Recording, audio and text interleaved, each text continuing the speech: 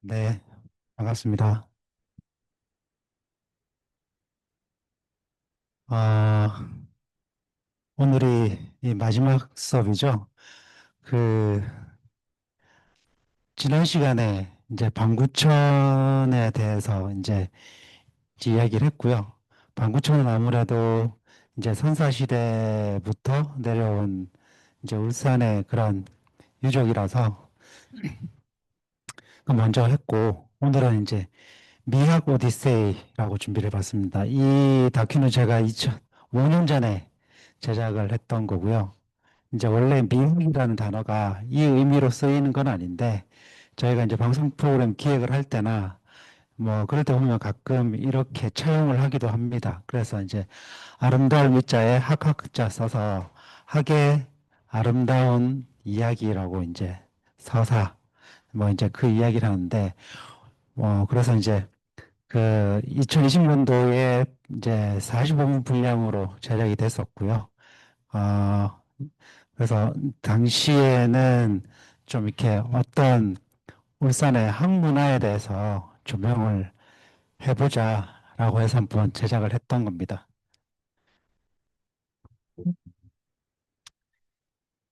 기획 의도는 지난 시간에 봤던 그 방구천에 그런 방구대 앞에 이제 핫그림이 나오는데요.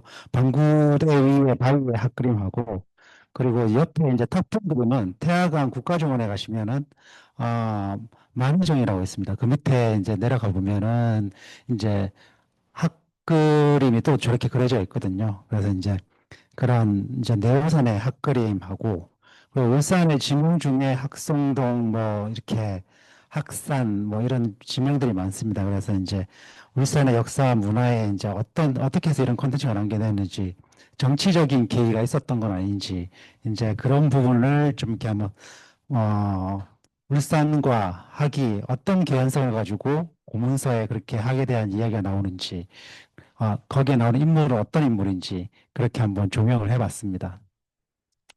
먼저 이제 요즘 좀 보기 힘든데요. 이제 학을 우리 또 두릅이라고도 합니다. 그래서 천연기념물 202호고 겨울 철새죠. 이렇게 물이 있는 넓은 풀밭이나 늪지대 서식하고 있고요. 이제 보통 러시아 아무르강, 중국 헤이롱강 지역에서 있다가 이제 10월쯤 되면은 이제 남하해가지고 철원 거쳤다가 일본 이즈미로 많이 가죠.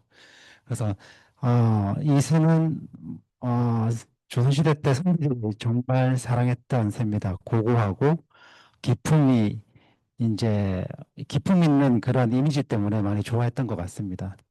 성비율이 사랑하는 학 보통 이제 의복하고 옷하고 이제 그림, 예술품, 건축 등의 이제 다양한 분야에 나타나는데요. 이제 김영도 그림 보시면은 저 그림 한쪽에 집안의 마당을 옆에 이제 학대한 그림입니다. 이제 술상 들고 가는 어떤 여자분인데 그 옆에 이제 학 두 마리가 보이죠. 저 당시에는 선비들이 학을 키우는 거 굉장히 트렌드였고 유행이었다고 합니다. 그래서 이제 밑에 보시면 옷을 보시면 학창이라고 이제 학의 모습을 본딴 저런 옷을 즐겨 입었습니다. 조선시대 때는 선비들이. 그래서 이제 태계 이황 선생이나 우암 송시열이나 면함 최익현 선생도 저런 옷을 즐겨 입었다고 하더라고요. 그러면 울산의 지명에 남아있는 학, 이제 보통 이제 회학 하면은 이제 때를 지어서 이제 하늘이 빙빙 돌 때 회학이라고 하고요. 그리고 학산동은 동산에 많이 앉아 있어서 이제 학산동이라는 이름이 붙여졌습니다. 그리고 비학, 그건 이제 학이 날았다 해서 이제 비학이고요. 그리고 무학은 이제 학이 날아 춤을 췄다. 그래서 이제 학성, 학산동, 이렇게 이런 이제 지명들이 울산에 많이 나와 있습니다. 그래서 이제 이 부분을 이제 한 구성으로, 첫 번째 구성으로 울산에 이런 것들이 많이 있습니다라고 해서 이제 한 구성을 그때 첫 번째 타이틀이 끝나고 프롤로그가 끝나고 그다음에 이제 이게 울산에 왜 이렇게 이런 학에 관련된 지명이 많아요라는 걸 보여주기 위해서 저희가 그때 한번 구성을 했었습니다. 음, 울산을 가로질러 흐르는 있습니다. 내성이라고도 불리는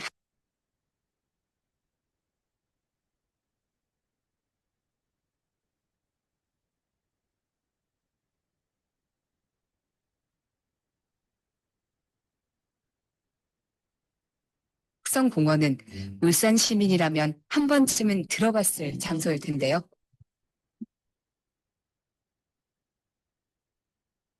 누군가에게는 아침 운동 코스로, 다른 누군가에게는 봄이 되면 벚꽃을 보러 오는 장소로 말이죠. 학성공원뿐만이 아닙니다. 학성동과 학산동, 학성중학교와 학성고등학교 등 우리가 살고 자란 모든 곳에 이 학성이란 이름을 쉽게 찾을 수 있습니다. 울산이 학예 고장으로 불릴 수 있었던 늪지대는 빠른 산업화를 겪으며 사라졌지만 1933년 울산 군향 토지만 봐도 학이 현재의 범서와 중부 일부에 날아왔으니 기록돼 있습니다. 예전부터 학과 관계되는 어떤 지명 같은 것들이 많이 있어요. 지금 그 외성, 정성의 이름이 학성공원이라 되어 있는데 그 학성동이라든가 학산동, 무슨 강남, 그다음에 회학 뭐 이런 것들이 뭐냐면 결국은 이제 학과 관계되는 어떤 그런 관념적인 것도 있겠지만 또 실제로 이 지역에 아마 그 바다도 있고 또 강물도 있고 호수도 있고 하기 때문에 과거의 먹이 활동과 관계되어서 뭐 학들이 눈에 많이 띄었을 그런 개연성도 충분히 있는 거죠.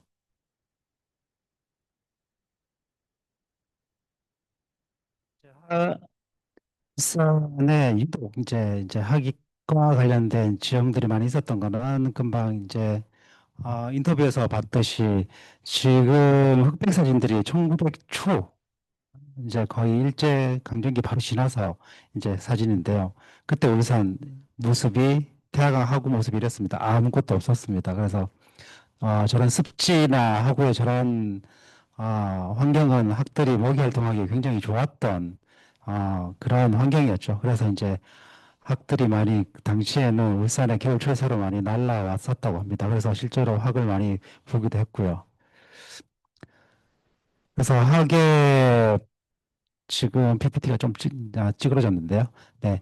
그 학을 보면은 이제 예술품하고 건축물이 굉장히 많이 적용이 됩니다. 그래서 학자를 한자로 보면은 고상할 학자에 세조자를 붙여가지고 학학기 되는데요. 이제 좀 전에 말씀드렸다시피 학을 키우지 않으면 양반도 아니다라는 말이 있을 정도로 조선시대 사대부의 문화 예술 트렌드 중심에 학이 있었다고 합니다. 그래서 태화루 울산에 태화로 가면은 거기서 이제 학을 볼 수 있고요. 그 안에 그림에서 볼 수 있고, 이제 고려시대 때 학매병, 고려시대 때부터 이제 학에 대한 그런 문의가 뭐 청자나 뭐 다구들에서 많이 나옵니다. 그리고 대나무와 학해서 조선시대 때 이제 그림도 전해지고 있습니다.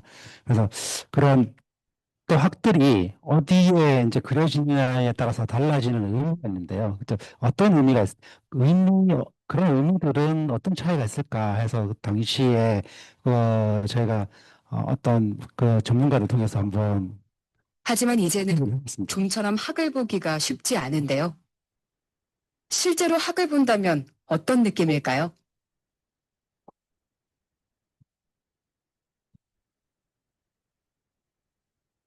실제 학을 볼 일이 없어서 이 영상 어렵게 들었습니다.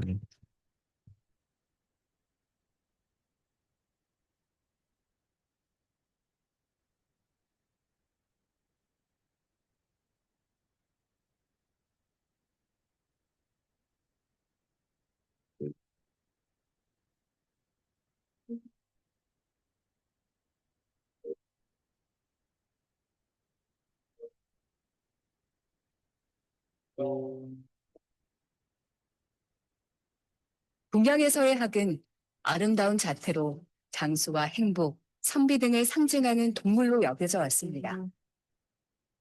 우리 선조들 역시 고고하고 기품 있는 학을 신성한 새로 여겨 신화와 전설, 건축물이나 예술 작품의 다양한 모습으로 등장시키고 있습니다.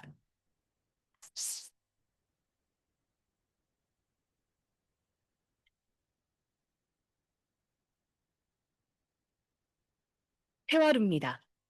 예로부터 진주 촉성루와 밀양의 영남루, 안동 영호루와 함께 영남 4대 누각으로 불렸지만 임진왜란 때 불에 타 없어졌습니다.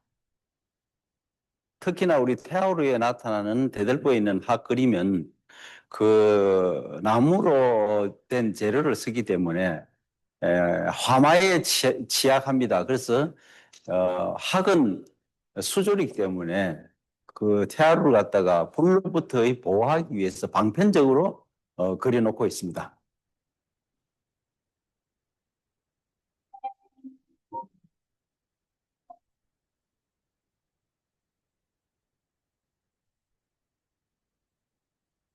이곳은 통도사입니다. 신라의 자장법사가 당나라에서 불법을 배워와서 통도사를 창건했다고 전해지고 있습니다. 현재 한국의 3대 사찰 중 하나로 알려져 있는데요.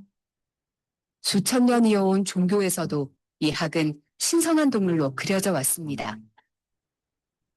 예, 불교에서 주로 보면은 응진전, 지장전, 명구전 등등에서 학이 그림이 나타나고 학과 관련된 태화를 발견할 수가 있습니다. 이때는 명구전, 응진전, 지장전에서는 죽은 사람, 즉 망자와의 연관성에서 그려지고 있습니다. 이때 학은 부처님의 하연성으로 나타나지만도 학가마, 학을 타고 서방정토 극락세계를 잘 갈 수 있도록 염원하는 그런 의미에서 그려지고 있습니다.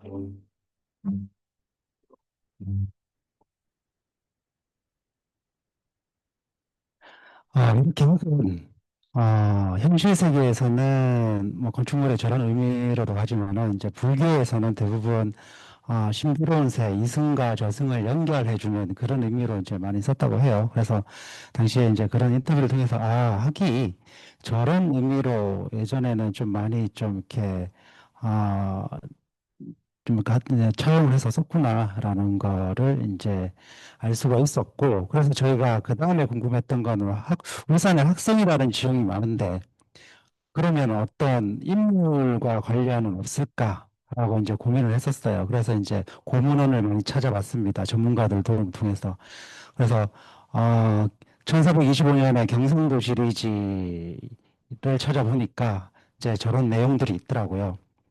그 원래 신라 때 신학성이었는데 이름을 고쳤다. 개변성이었는데 신학성으로 이름을 고쳤다라는 얘기가 있었고요.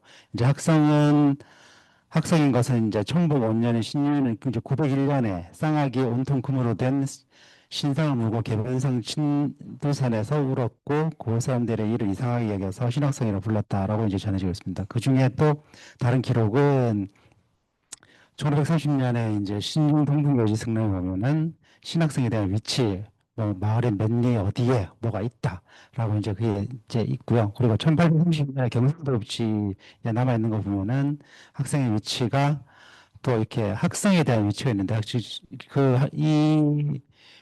그 학성의 위치는 지금 이제 학생공원 처음 봤던 그 공원의 위치를 표시한 겁니다. 그래서 이제 이와 관련해서 이제 이때 왠지 뭔가 이제 인물이 나올 것 같다라는 연관된 인물이 있지 않나. 그래서 이제 그때 많은 인터뷰를 했었고 그때 저희가 이제 그 인물을 찾기 시작했었습니다. 정유재란 때 조명연합군에 포위된 일본군이 말피와 오줌으로 연명하며 버틴 것으로 유명한 울산 외성. 하지만 많은 사람들은 학성이라 부르고 있습니다. 그렇다면 학성이란 이름은 과연 언제부터 불려지게 된 것일까요?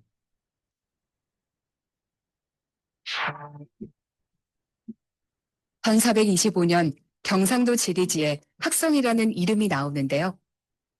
쌍악이 금으로 된 신상을 물고 개변성 신두산에 울었다.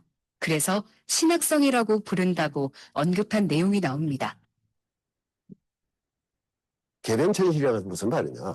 변방을 경계한다는 것이기 때문에 이 울산 지역에서 가장 가까운 변방은 바로 일본 왜구였죠. 그래서 왜구를 방비하기 위한 천신, 하늘의 신이 학을 타고 내려왔다. 학이라는 것은 바로 천상계에서 지상계로 내려오는 어떤 그 요새식으로 얘기하면 교통수단입니다. 그러니까 학은 당연히 아주 신이한 그 능력을 지닌 인물 곁에서 그 인물을 보조하는 이런 역할을 하게 되는 거죠. 그리고 여기 또 학성과 관련된 인물이 나오는데요.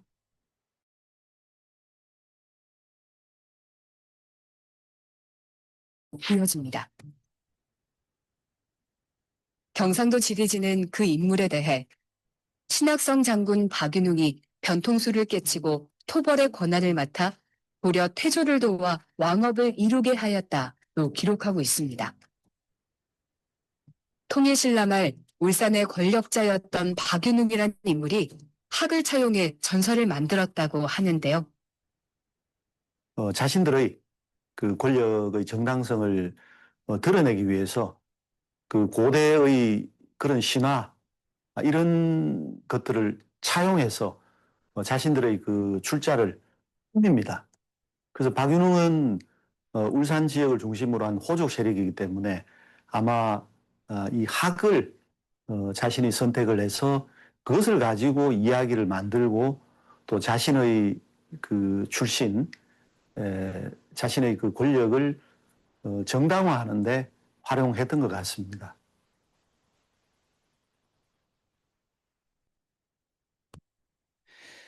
그 울산 이제 네, 학기라는 이제 학성이라는 이제 벼로가 붙은 거는 이제 본격적으로 울산이 위치가 이제 바다와 인접해 있고 그래서 어떻게 보면 신라와 근접 신라 서로벌의 이제 바깥쪽에 이제 방어적인 개념의 지형을 가지고 있었기 때문에 그 성자가 많이 붙기 시작한 것 같더라고요. 그래서 이제 전문가분들한테 이제 인터뷰를 했을 때 그런 내용을 확인할 수 있었고요. 그래서 이제 보통 이제 학성 이제 성하는 이제 그러한 별칭이 붙으면서 이제 원래는 이제 뭐 학이라는 걸 좀 승성을 했지만은 이제 어떤 인물에 그러니까 울산의 박윤웅이라는 인물에 좀 이렇게 그런 학성이라는 벼를 붙였는데 이게 본인이 붙였다라기보다는 아마 이제 지금도 정치적으로 뭔가 좀 스토리를 만들어내듯이 권력자가 이제 그 당시에도 이 권력자가 이제 어떤 이제 본인의 권력자의 어떤 이제 하늘로부터 부여받은 권력자이라는 거를 좀 이렇게 알리기 위해서 좀 이렇게 드러내기 위해서 좀 이렇게 썼던 걸로 이제 보이는데요. 그래서 저희가 이제 그러면은 박윤이라는 사람의 족보는 있지 않을까라고 이제 저희가 찾아봤거든요. 그러니까 그 당시에 이제 그러니까 부산 동아대 박물관에 가니까 이제 족보가 있었는데, 그 족보를 보니까 이제 거기서도 좀 자세하게 나오더라고요. 그래서 이제 당시에 저희 이제 그 다큐에서 프레젠테이션을 했던 이제 여기 첫 시간에 이제 수업을 하셨던 한승권 교수님하고 같이 이제 그때 당시에 이제 프로그램을 했었는데요. 그래서 한번 그, 족보를 한번 확인을 해보자. 해서 저희가 한번 그때 한번 찾아서 한번 봤던 기억이 납니다. 그때 했던 장면 한번 보여드리도록 하겠습니다. 네.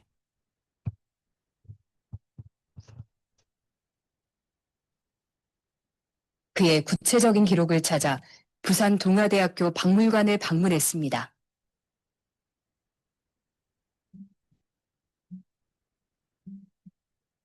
(1451년에) 쓰여진 고려사의 지리지에서 비교적 구체적인 기록을 볼 수 있습니다.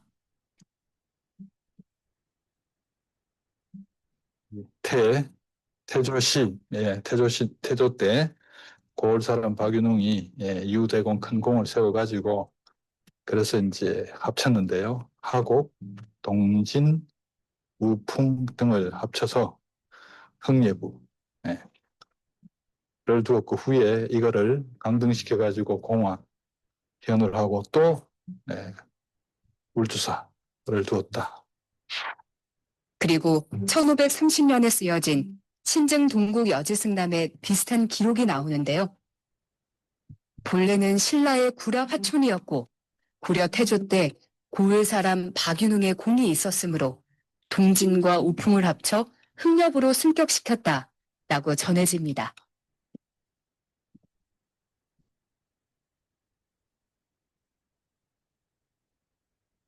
기록에 나와 있는 이 하국은 현재 울주군 이밤리와 구영리의 구라일대를 말하며 우풍은 현재 울주군 웅춘면을 칭하는데요. 이곳은 우시산국이라는 울산 최초의 도시국가 발생지로 알려져 있기도 합니다. 그리고 동지는 바다를 끼고 있는 북구 양정동과 동구를 거점으로 하는 세력을 말하고 있습니다. 신라 시대는 울산 지역이 작은 단위의 군현으로 여러 개로 나누어져 있었습니다. 그런데 이것이 신라 말에 오면 흥여부, 흥예부라고 불리는 이 부자가 들어가는 그런 광역의 틀이 등장하게 됩니다.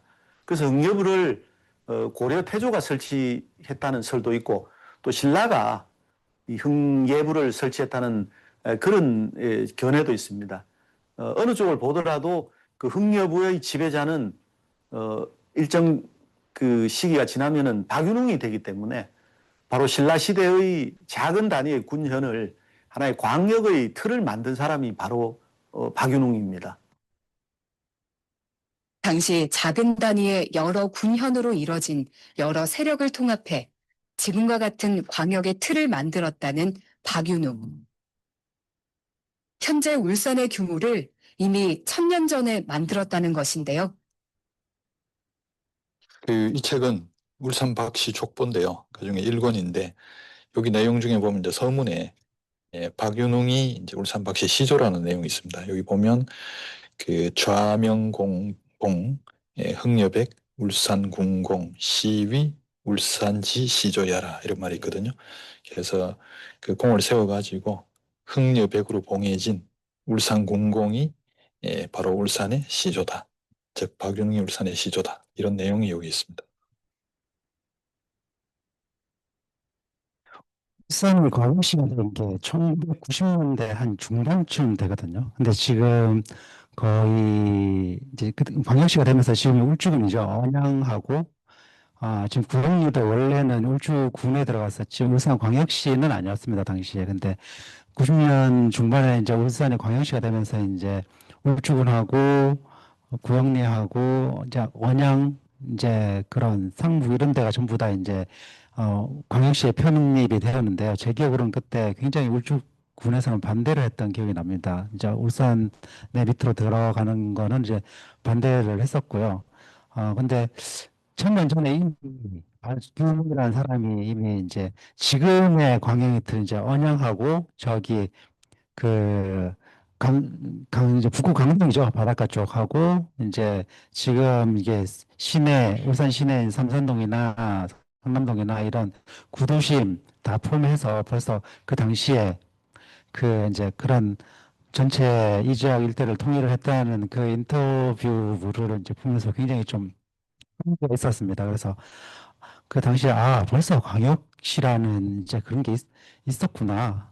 이제 그 틀을 갖췄구나라고 생각을 했고 그때 이거를 이제 좀 이렇게 뭐 한 구성을 놓으면 재밌겠네라고 이제 생각을 했었고요. 이제 그러면서 저희는 이제 방구동 유적을 사실은 이제 어떻게 보면 좀 이렇게 좀 객관적으로 이 유적지가 훌륭한 굉장히 괜찮은 유적지인지 좀 이렇게 역사적으로 가치가 있는 유적지인지 설명을 할 때 분명 여기서는 또 이렇게 박윤웅이라는 인물을 빼놓을 수가 없거든요. 사실은 이 방구동 유적지가 지금은 좀 잊혀졌는데 예전에 2007년에 그때 거의 대한민국의 역사학계하고 뭐 지상파, KBS 이런 데 잘 찾아보시면 나올 겁니다. 이제 신라의 해문, 뭐 고대 항구 이렇게 해서 그런 콘텐츠가 굉장히 많이 제작이 됐는데요.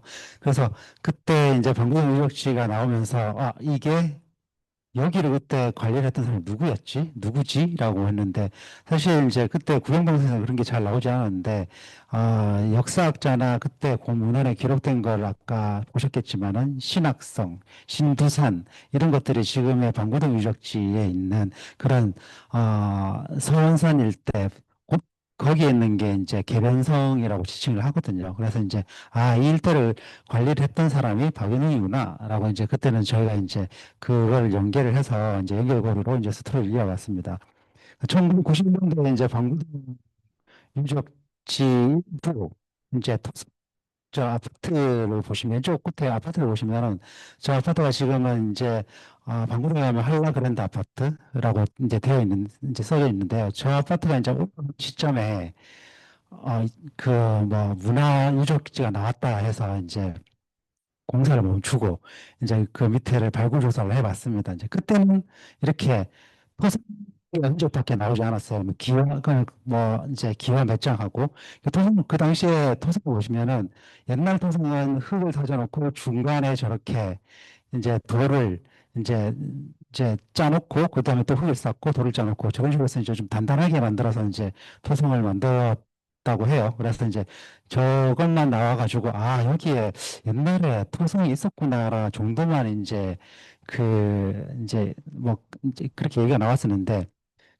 거의 이제 2006년, 7년 그때 이제 그 옆에 아파트 이제 한라그랜드 아파트 옆에 보면 이제 좀 중간 그림이 나오는데 저기가 대부분 주택가였거든요. 이제 저기를 이제 발굴을 하면서 이제 원래 이제 주택가가 있어서 밑에 뭐 있겠나 싶었는데 그때 어마어마한 것들이 나옵니다. 그래서 이제 아 여기가 거기에서 나온 것들이 저런 이제 뭐 사람들하고 서 있는 이제 저런 이제 큰 기둥도 나오고 밑에 이제 돌을 다듬어서 이제 뭐 기둥을 세웠던 흔적도 나오고 그래서 이제 그때 이제 아 여기가 굉장한 관청이나 이런 이제 국가에서 운영하던 건물이 있었구나라는 게 이제 그게 나왔습니다. 그래서 이제 원래 이제 그 대부분 사람들이 신라시대 중국하고 있는 이제 그런 어떻게 보면은 중간 기척지를 이제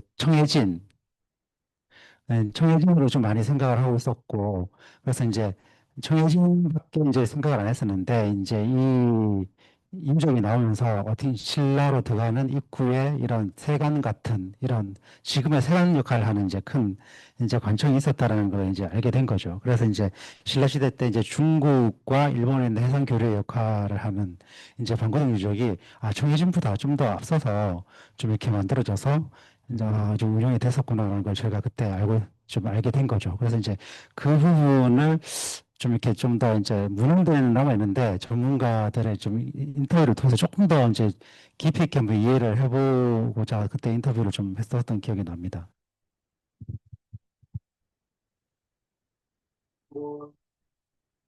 1991년 울산 중구 반고동에서 유적이 발굴됐습니다. 신라시대 당나라와 일본을 잇는 고대 항구 유적으로 알려지면서 많은 역사학자의 관심을 집중시켰습니다. 신라말에서 고려 초로 이어진 토성과 건물지가 발견되고 그 후 목책시설과 유물이 발굴되면서 울산 반고동 일대가 고대 항만 방어시설인 동시에 국제무역 항해였다는 사실이 세상에 알려지게 됐습니다.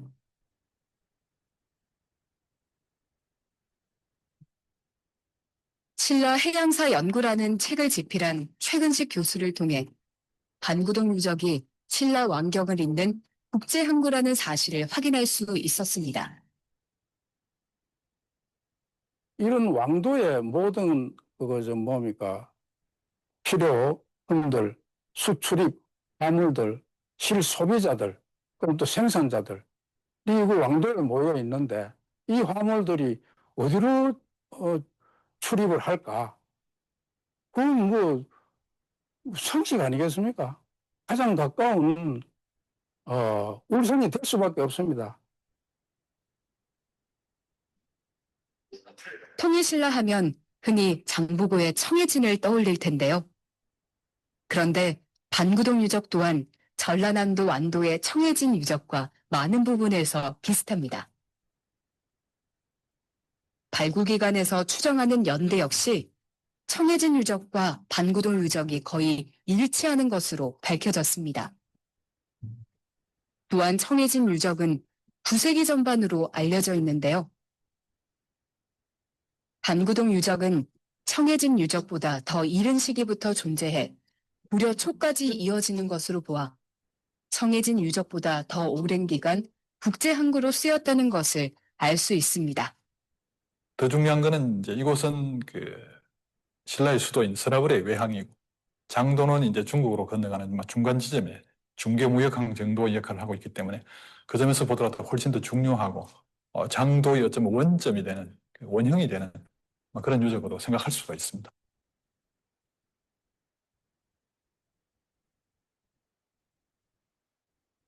아, 그 방구동에서 보면은 저런 이제 기와들이 나오는데요. 연암수막새, 뭐 그때 기와장식 기와, 문지석들이 나오는데 그 원래 그 신라 사람들이 초기에는 안 그랬는데 좀 이게 신라가 원래 글로벌 교역국이었다고 하잖아요. 그래서 이제 교류를 많이 하다 보니까 이들이 이제 돌다루는 가공 기술이 엄청 발달합니다. 그래서 이제 어떤 고문원에 보면 신라 사람들은 돌을 밀가루 다루듯이 했다라고 할 정도로 석가공이 엄청 기술이 많이 발달했다고 하더라고요. 그래서 이제 어, 지금 보면은 지금 뭐 신라의 뭐 그런 유적지들을 보면은 석굴암이나 첨성대, 분황사, 불국사 이제 이런 것들 보면 굉장히 예술성이 뛰어나잖아요. 특히 석굴암 같은 경우는 어마어마하죠. 그냥 그 석굴암을 가보셨겠지만은 안에서 그냥 보면 석굴암이구나라고 생각드는데 저 이제 건축 양식들을 곰곰이 생각을 해보면 이제 그 그리스의 초창기 그런 건축 양식도 있고요. 그리고 이제 그런 어 이제 둥근 형태로 동식으로 만드는데 이제 무너지지 않게 촘촘하게 그렇게 이제 가공을 하는 기술은 대단한 기술이기도 합니다. 그래서 그건 아직까지도 불가사의하다라고 이제 그렇게 많이 평가를 하는데 그때 저런 열암 석쇠 같은 경우는 당시에 뭐 이제 그 당시에 관청에서 이제 국가기관에서만 쓰던 기와였다. 일반 양반이라고 해서 돈이 많은 부자라고 해서 저런 기와를 쓸 수 없었다고 하더라고요. 그래서 이제 그 당시에 발굴 조사를 한 학예사 분들을 저희가 찾았습니다. 그래서 찾아서 좀 이제 당시에 이제 그 발굴할 때 어땠는지 그런 문화 유적들이 나온 어떤 의미 이제 그런 걸 좀 들어봐야겠다 해서 이제 그때 인터뷰했는데요. 그때 그분들도 인터뷰하면서 처음 발굴사 시작과 달리 이제 땅을 파면서 땅을 파면 팔수록 점점 놀랐다고 하더라고요. 그래서 이제 그분들의 인터뷰가 그때 좀 재밌었던 기억이 남습니다. 네. 예로부터 울산항으로 이어지는 태화강을 접한 중구는 성과 유적이 다수 존재했는데요. 울산을성과 울산외성, 고읍성, 그리고 병영성과 계변성, 남해성까지. 중구는 성곽도시이기도 합니다. 그중 제일 먼저 축성된 것으로 알려진 것은 반구동 토성 유적입니다. 1991년 아파트 공사 중에 유적이 나와 20일이라는 짧은 기간 동안 발굴 조사가 이뤄졌는데요. 통일신라 시대 울산항을 감시하던 토성으로 밝혀졌습니다. 방구동 토성의 경우는 이제 1991년도에 그 직전에 그 장소에 이제 아파트 개발 사업이 벌어졌습니다. 그래서 이미 아파트 골조가 한 동의 경우는 한 10여 층 이상 올라가 있는 상태에서 유물이 나왔다는 신고가 들어가고 그래서 이제 긴급 발굴, 즉 구제 발굴 조사를 하게 됐습니다.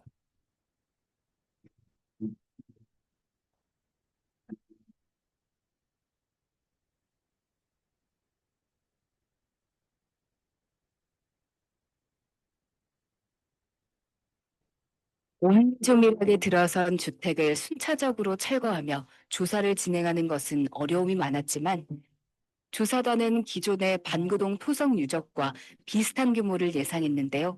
결과는 그 이상이었습니다. 크게 기대는 안 했었는데, 트렌치를 넣으니까 이제 그 바위 위에 초석을 만든 시설이 일부가 확인됐습니다. 하고 그 주변으로 연화문 수막새가 주토가 되었고. 그래서 연화문 수막새 같은 경우에는 흔히 뭐 일반적으로 주토되는 유물이 아니고 사원이라든지 뭐 승이라든지 관악 건물이라든지 상당히 위신적으로 보고 있는 유물이었기 때문에 아무래도 이건 좀 토성하고도 뭐 관련은 있지만 또 토성하고 별개의 또 다른 시설이 있을 수도 있다는 그런 생각을 가지게 됐습니다. 반구동 토성과 이어진 성곽 유적과 관청 건물로 추정되는 건물지의 터, 그리고 고대 건축 재료인 기와가 다량으로 출토되면서 발굴조사단의 분위기는 크게 바뀌었다고 합니다. 고신 연화무 수막새라고 하는데 이제 그게 이제 통일신라 시대 전에 고신라 시대 이제 유물인데 울산에서는 이제 나와도 이제 그 이밤이나 이런 절터에서 이제 뭐 10점 내에 조금씩 이제 이렇게 수습되는 수준이었는데 정말 그렇게 대량으로 한 건물지에서 이렇게 나오는 거는 아마 처음이거든요. 그래서 아직까지도 그렇게 나온 예가 없고 경주에서도 이제 경주에서만 이렇게 뭐 환경사진에 이런 데서만 나오는 유물인데 여기서 나오니까 정말 대단한 유구인 것 같습니다. 그리고 이제 그 건물지 1호 건물지인데 그 이제 돌 다루는 수준 그런 게 이제 통신화되면 이제 석탑이 나와서 이제 그런 돌 다듬는 수준이 엄청 발전했는데 그 전의 단계가 아마 방구동 유적의 그 기초 시설을 다듬는 그런 이제 거기가 이제 시작점이지 않을까. 그 기술도 엄청 대단한 기술이거든요. 조서 지역에서 석축 기술을 가늠할 수 있는 안반과 건축 재료가 다량으로 출토되면서 반구동 유적이 신라사에 미치는 영향은 커졌습니다.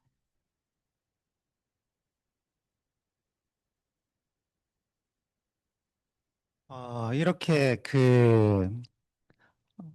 방구동 유적에 이제 아까 박윤웅이라는 인물이 방구동 유적을 이렇게 관할하고 총괄할 때의 방구동 유적지는 이제 저렇게 어떻게 보면은 그 당시에 굉장히 큰 규모로 운영이 되던 이제 관청 같은 세관 같은 이제 이게 고대 항구 설화로 들어가는 입구에 굉장히 큰 이제 국가에서 이제 어떻게 보면은 이제 권한을 준 그런 건물이었던 거죠. 근데 보통 역사에서 보면은 기록이 되는 것도 중요한 거 위주로만 기록이 되는 것 같아요. 이제 박윤희라는 인물은 거의 잘 안 남아 있죠. 신라사에 보면은.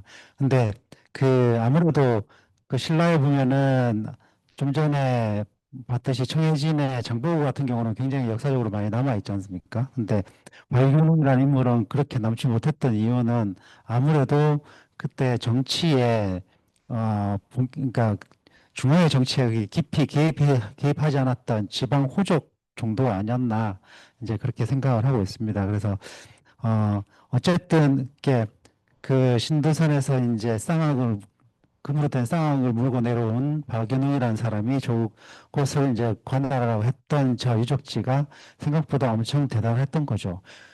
그래서 그러면 그 당시에 우리가 굉장히 대단한다라는 건 다 압니다. 여러분들도 이제 뭐 국사시간에 다 봐서 아시겠지만은 뭐 경주도 많이 가보셨겠죠. 국제무역도시 신라서라벌은 어떤 도시였을까? 그래서 뭐 그 고문 같은 걸 찾아보면은 금이 너무 흔해서 개의 목걸이나 뭐 원숭이 목걸이 이런 데도 이제 금으로 만든다라는 기록도 있고요.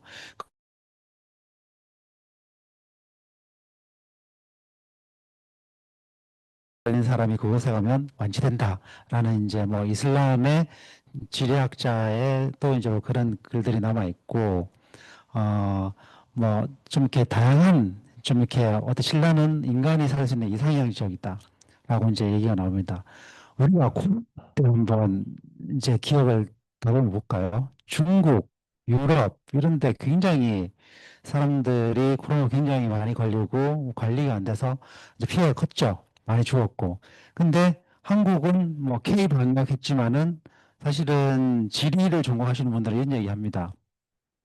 대한민국은 어떻게 보면은 땅은 좁지만 지질 박물관이라고 하거든요. 뭐 요즘에 그런 유럽에 있는 젊은 친구들이 서울에 많이 이제 여행을 오는데요.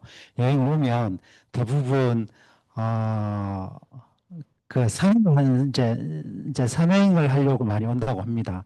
그 이유는 북한에서 올라갔다가 바로 내려오면은 이제 도심과 가깝고 숙박 이게 호텔과 가깝고 이제 시내와 가까워서 이제 그런 게 너무 신기한 거죠. 유럽만 해도 굉장히 땅이 평평하고 이제 국립공원 가려 그러면은 어떤 데는 차를 타고 유람선을 가야 되는 그런 경우도 좀 있다고 해요. 근데 그런 면에서 보면은 우리 이제 한국은 좀 약간 좀 이렇게 좀 이렇게 밀도가 높고 촘촘하면서도 이제 사는 이제 도시 그런 게 아니라 그런 지질학적인 이런 요소들도 굉장히 그런 부분이 있는데 제일 중요한 거는 그런 많은 산들과 그런 지형적인 특성들 때문에 물이 참 깨끗합니다. 여러분들도 여행 가보시면은 저도 유럽에 출장할 때 제일 힘들었던 게 물이었거든요. 샤워를 해도 뭔가 찝찝하고 먹는 물도 왠지 믿음이 안 가고 특히 동남아, 태국 이런 데 가면 물 안 먹습니다. 생수도 이거 먹을까 말까 많이 고민하거든요. 중국도 마찬가지고요. 중국도 땅이 굉장히 넓지만은 어떻게 보면 대부분 물들이 고여 있죠. 근데 한국의 지형은 물이 고여 있지 않습니다. 대부분 태백산맥이나 그런 뭐 울산만 해도 가지산, 뭐 진주 가면 뭐 거기 지리산, 소백산, 뭐 태백산 이런 산맥을 따라서 물이 막 흐르기 때문에 그래서 신라는 공기가 물이 맑고 토질이 비옥하다라는 이제 저런 기록이 남지 않았을까라는 생각을 해보거든요. 그래서 역사에서 보면은 저런 기록이 있는 것도 뭐 지금의 우리나라가 이렇게 뭐 공기도 공기지만 수질이 좋은 거는 아마 그런 지형 덕분이 아닐까라고 생각을 좀 합니다. 그래서 당시에 서울은 어떤 글로벌 무역 국가였을까라는 이제 그런 인터뷰를 위해서 좀 이렇게 그런 좀 한양대학교 교수님 인터뷰도 좀 해봤고요. 좀 그 당시의 신라의 수준 그런 걸 저희가 좀 한번 인터뷰를 한번 해봤었습니다. 8세기에는 유럽의 로마와 이슬람 그리고 중국이 무역의 중심이었지만 신라도 빠지지 않았습니다. 당시 글로벌한 교역으로 변방의 작은 소국에서 강국으로 성장하며 천년의 역사를 만들어낸 것이 신라였습니다.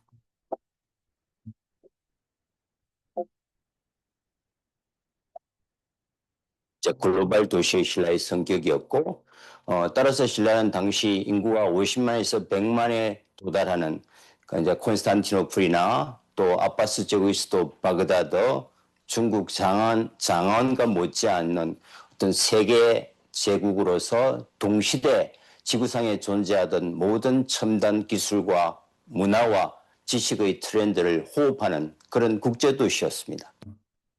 경주 외동읍의 궤는 원성왕릉입니다. 신라시대 고분으로 입구에 석상들이 있습니다. 마주보고 있는 무인상 중 한 쌍이 이국적인 외모를 하고 있는데요. 깊은 눈과 넓은 코, 수치 많은 수염으로 영락없는 서양인의 모습입니다. 많은 아랍 이제 무슬림 상인들이 한반도에 와서 돌아가는 경우보다는 영구 정착해서 살았다는 기록을 일관되게 남기고 있습니다. 그만큼 신라는 살기 좋았던 유토피아였고 또 이제 경제적으로 풍요한 나라였고 또 외국인과 다른 문화를 배척하지 않는 글로벌 정신이 있었기 때문에 이제 그 사람들에게도 굉장히 인상적인 나라였겠죠. 그것이 이제 나중에 이제 고려 시대 때 그 사람들의 눈으로 이제 코리아라는 이름이 이제 유럽에 퍼져져서 오늘날 우리가 쓰는 국호가 됐던 것도 바로 이슬람 상인들의 역할이라고 할 수 있겠죠.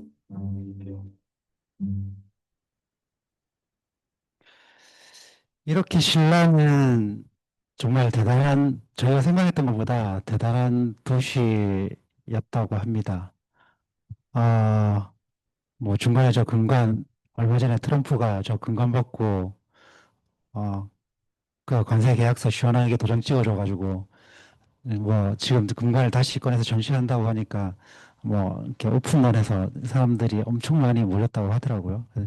그 요즘에 저희 뭐 여담이지만은 우리나라 병원 예전보다는 전시 수준이 많이 올라간 것 같아요. 예전에는 그냥 쫙 쌓아놓고 보세요라고 했다면 이제는 그 전시를 위해서 안에 내부 리뉴얼 공사를 다시 하고 금관을 두고 그 금관에 어떤 조명을 떨어지게 하고 그 주변은 다 여백을 줍니다. 그러면 그 유물이 엄청 눈에 띄는 거죠. 이제 이런 것들이 우리나라가 이제 그런 이제 유물들을 전시하는 기술도 많이 발달한 것 같아요. 그래서 어쨌든 당시에 10세기 교육품의 유리잔 같은 경우도 만들어진 게 아니죠. 저기 아마 그 사슴조 페르시아 뭐 그게 영하 선박의 페르시아가 아니라 그 지금 이란 쪽 지금 따지면 이란 정도 되겠죠. 그 이제 중앙아시아 옆에 있는 근처에 있는 거기서 만들어진 것들이 이제 신라까지 흘러 들어왔고 옆에 이제 계룡의 이제 석상은 이제 아랍인들이 이제 신라에 와서 정착하게 살면서 저런 석상들도 만들어지고 이제 좀 지금까지 남아있다고 합니다. 그만큼 신라는 글로벌한 국가였다라는 생각이 들고, 어쩌면 신라가 뭐 그 뒤에 고려와 조선으로 가면서 저희가 이제 다시 이제 내륙 중심으로 이제 다 이제 중앙정부가 옮겨가면서 폐쇄적인 그런 정치를 하는데, 계속 이런 글로벌, 어, 국제 무역 국가로 갔으면은 아마 일본이나 이런 나라보다 더 좋지 더 빠르게 새로운 걸 받아들이고 많이 변하지 않았을까 이런 생각도 한번 해보기도 합니다. 어쨌든 신라의 힘이었다라는 거는 뭐 분명히 저희가 이제 부정할 수 없는 부분이고요. 그래서 이제 제가 가끔 이제 그런 얘기를 합니다. 당시에 여기에 서울로 들어가는 그 중요한 항구였대라고 이제 주변에 이제 지인들한테 얘기하면, 아이 말도 하지 마. 무슨 말이 되는 소리 해야지. 지금 거기 태안에서 동천강으로 가는 그 강의 폭이 얼마나 좁은데 거기 배가 들어가. 지금만 보면 그렇죠. 근데 지금 옆에 옛날에 이제 이제 기록이 이제 남아있던 이제 해수면들을 지금 이제 이렇게 복원을 하는 걸 보면 해수면이 지금보다 많이 높았습니다. 보면은 여기가 이제 학생공원은 그때 조선시대 때 가토기요마사가 이제 여기 상전을 하다가 물이 없어가지고 목말라서 말피 받아먹고 그 말 오줌 받아먹고 하다가 이제 배 타고 도망갔다는데, 학생공원 뒤쪽에 내려가면 선입지라는 게 지금 말뚝이 붙어 있거든요. 어디에 보면 전부 다 그 집들이 있는데, 그 당시에는 그 선입지까지 다 이제 물이 차 있었습니다. 그리고 방구동 유적지가 나왔던 이 개변성, 방구동 유적지라고 하는데 저희는 이제 개변성이라고 합니다. 이제 개변성도 주변에 보면 이렇게 다 바다였고요. 그리고 뭐 이제 울산 이제 성남동으로 가는 쪽도 제법 물이 많이 차 있죠. 그래서 이제 서러볼로 가는 동천강도 지금부터 수심이 많이 깊었던 걸로 이제 생각이 되고요. 이렇게 울산을 보면은 연대별로 보면은 이제 개변성이 제일 먼저 이제 성공 역할을 했고요. 그 다음에 이제 고읍성, 그 다음에 뭐 이제 울산 읍성, 이거 다 조선시대 때 울산 외성, 그다음 울산 외성, 읍성, 병영성, 이렇게 이 말고도 몇 년 전에 또 발견된 남해성이라고 또 있습니다. 남해성은 이제 개봉성 근처에 있는 건데요. 이렇게 제가 서두에 말씀드렸다시피 울산은 좀 방어적인 개념의 그런 성들이 많았던 걸로 이제 보입니다. 그래서 울산은 어떻게 보면 성곽도시, 캐슬도시라고도 이제 요즘에 많이 얘기를 하거든요. 그래서 이제 그런 부분을 좀 많이 좀 복원을 해서 좀 관광 자원하면 어떻겠냐 그런 의견도 있습니다. 근데 뭐 그런 부분은 정말 스토리텔링을 잘 하고 뭐 했을 때 좀 가능한 부분이라고 생각되고요. 어쨌든 그 당시에 이제 방고동 유적 입지와 모습, 그때 개변성이 지금 발굴된 모습을 봤는데 그때 좀 그래도 어떤 모습이었을지 궁금하잖아요. 그래서 이제 그런 부분을 또 이제 저희 프레젠테이터 했던 한성경, 지금 울산역사연구소 소장님이죠. 이제 한 교수님하고 인터뷰를 하고 다른 분들 소개를 받고 해서 이제 그 당시에 좀 이렇게 그런 어떤 모습일지 우리가 좀 이렇게 가상으로 좀 볼 수 있을까요? 좀 만들어 볼 수 있을까요? 이제 했던 그런 기억이 납니다. 그래서 이제 그 지금의 그 경구동에서 봤을 때 개변성이라는 그 위치가 이제 어떻게 자리했을지 그때 저희가 현장에서 한번 인터뷰를 한번 해봤습니다. 반구동에는 성원산이라는 나지막한 산이 있었는데요. 오랜 기간 이어진 개발로 현재는 그 모습을 볼 수가 없습니다. 지금은 사라진 서원산 위에 항구를 조망하는 국가시설이 있었고 그 뒤로 배후시설이 있었을 것으로 보고 있습니다. 지금 뒤로 보이는 이제 학성공원하고 충의사가 있는 저 학성 제2공원, 즉 학성산이 있습니다. 저기를 아마 경계로 하고요. 그 다음에 동쪽 북쪽은 그 경영성 정도까지 봅니다. 이 정도 범위 안에 당시 신라시대 혹은 통일신라 말기에 울산의 이 그 서원산에 있는 성곽을 중심으로 하는 이제 배후지의 범위가 될 수 있다. 이곳은 국가가 관리하던 항구였습니다. 신라 말 개변천신 박윤웅이 왕경의 허가를 받아 이곳을 중심으로 세력을 넓혀갔습니다. 당시의 모습은 어땠을까요? 근데 이 장소의 전체적인 그 모습, 즉 10세기 신라 시대의 모습을 한번 추정해 보면 울산 그 시내 학성동 쪽에서 동쪽으로 이렇게 바다를 향해서 그 돌출되어 있는 반도의 모양입니다. 그리고 반도 끝단이 산처럼 이제 솟아올라서 그래서 서원산이라고 이제 불렀죠. 그래서 신라 시대의 그 사람들은 바로 이런 장소를 굉장히 선호해서 바다로 진출하고 또 바다에서 들어오는 그런 그 현관 같은 장소를 활용했던 것 같습니다.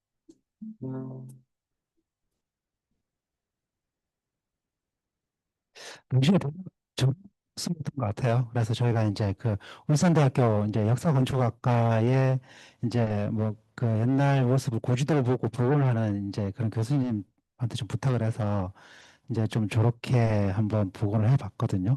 그래서 이제 그 봤던 그래픽 모습이 사실 지금의 완도에 가면 그 장도 보면은 굉장히 비슷합니다. 좀 이따 보시겠지만은 그래서 요거는 조금 쉬고 장도부터는 이제 보도록 할 텐데요. 장도 이후에 이제 어떻게 해서 이제 이제 박인웅이라는 인물이 이제 이게 권력을 잡았는지 좀 구체적으로 좀 얘기를 하고 그리고 장도유적 장보고가 이제 장도유적도 사실 이제 뭐 이렇게 세상 원래 정보만 이렇게 전해지다가 이 세상에 나온 지 얼마 되진 않았습니다. 어떻게 해서 이제 장보고라는 인물이 옛날에 이제 이야기로만 전해지던 구설로 전해지던 스토리가 본격적으로 세상에 나왔는지 그런 얘기 좀 하도록 하겠습니다. 네, 잠깐 한 10분 조금 쉬고 할게요. 네.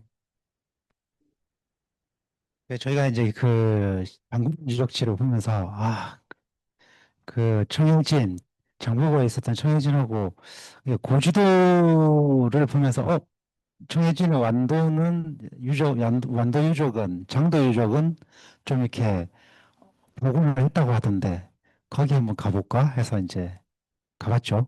네. 저희 프로그램 제작하면 이런 게 좋습니다. 이제 뭐 제작하면서 핑계대고 뭐 짧게는 타지방도 가고요.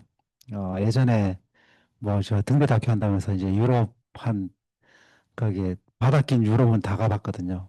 근데 이제 뭐 보면서 사실 이제 가면은 이제 일로서만 접근을 하기 때문에 뭐 관광 느낌 없죠. 근데 어쨌든 그렇게 봤던 것들이 머리에 많이 남아요. 그래서 이제 어쨌든 그때 저희가 장보고 유적지 가면은 대략 그 방금 유적의 그런 형태는 조금 이해를 할 수 있지 않을까? 이렇게 이제 갔습니다. 그래서 장보고 유적 장보 유적도 사실은 저도 태어나기 이전입니다.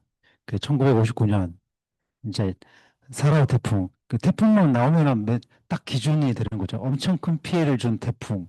그게 몇 년도 사라오 태풍 때 뭐 그때 이후에 최대 뭐 큰 피해를 입었다. 뭐 이런 얘기가 많이 나오는데 그 당시에 추석 전날이었대요. 그래서 이제 한 850명 정도가 이제 죽었던 사라오 태풍이고요. 그때 이제 태풍이 얼마나 세냐면 그 장도 주변의 뻘들을 다 뒤집어 엎은 겁니다. 다 날려버린 거예요. 그러면서 그 밑에 이제 있었던 그런 유적들이 이제 세상에 나오게 됩니다. 그래서 그전에는 이 근처에 장보고가 있었어. 청해진이 있었어라고 이제 말로만 전해지는 게, 그게 이거 아니야? 라고 이제 그런 얘기들이 나온 거죠. 그래서 이제 그때 뭐, 그때 뭐 모습은 저도 뭐 밝은 모습 본 적이 없지만 사진 읽는 걸 보면은 그 사진 속에 나오는 그분들의 얼굴 보면은 기대하는 게 어마어마합니다. 그리고 그 이후에 장보고에 대한 자료들이 엄청 나옵니다. 그래서 그때 참 가봤습니다. 전라남도 완도의 생겼죠? 청해진 유적입니다. 이쁘게 생겼어요. 역사 속에서 사라진 장보고라는 인물을 세상에 다시 알려지게 한 유적으로 유명합니다.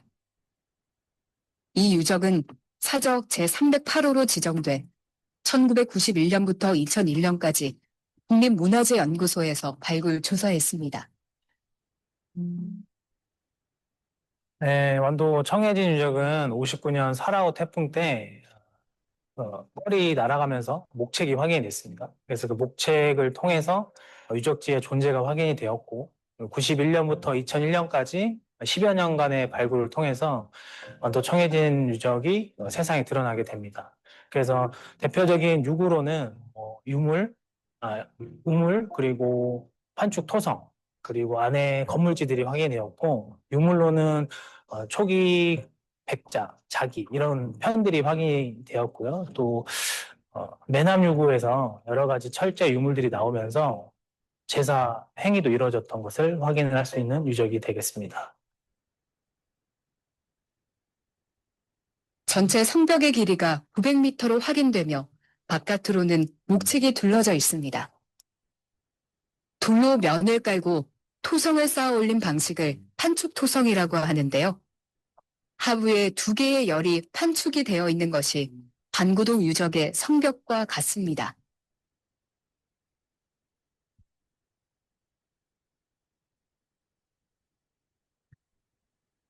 이곳 정상에서 보이는 모습은 반구동 유적의 조망과도 상당히 닮았습니다. 마치 울산의 도칠산이 연상되는 산도 보이고 멀리 저 바다 위 다리는 태화강 하구의 명촌교를 연상시키기도 합니다. 당시 해상 세력은 이런 곳에 항구시설을 만드는 것을 선호한 듯합니다. 이렇게 바다를 통제 감시할 수 있고 또 군사들이 적당히 머무를 수 있고 그리고 그 백길, 중요한 백길이 존재하는 그런 위치에 이런 유적들이 만들어졌다고 생각을 합니다. 그래서 이 청해 유적을 생각할 때 우리는 반드시 신라 시대 것이기 때문에 신라 수도인 경주, 즉 서라벌의 외항인 울산항에서 반드시 출발해서 물자가 오고 가고 해야 되거든요. 그래서 울산이 원점이고 거기서 출발한 물자의 중간 기착지, 중간 기항지가 바로 이 완도 청해진이다. 뭐 이렇게 우리가 해석하면 좋을 것 같습니다. 첫 시간에 됐던 한 교수님이 좀 많이 설명해 주셨죠. 저 당시 염색을 하셔가지고 원래 염색 안 하면 뭐 첫 시간에 뵀던 그 모습하고 똑같습니다. 네, 그 당시에 염색해가지고 딱 현장에 오셨는데 저희 촬영 감독이 엄청 뭐라 했어요. 원래 이미지가 그게 아닌데 영상을 자료화면 만든다고. 그래서 어쨌든 그 이제 청진 저기를 보면서 도 대충 저런 모습이었겠다라고 저희가 이제 그때 한번 좀 이렇게 유추를 해봤고요. 그래서 이제 저희가 이제 그러면은 박인이라는 인물이 그 당시에 어떤 힘으로 지금도 정치를 하려면 돈이 많아야 되잖아요. 정치인들 대한민국에 돈이 제일 많은 분들이 아마 정치인들이 아닐까, 기업인들 빼고는.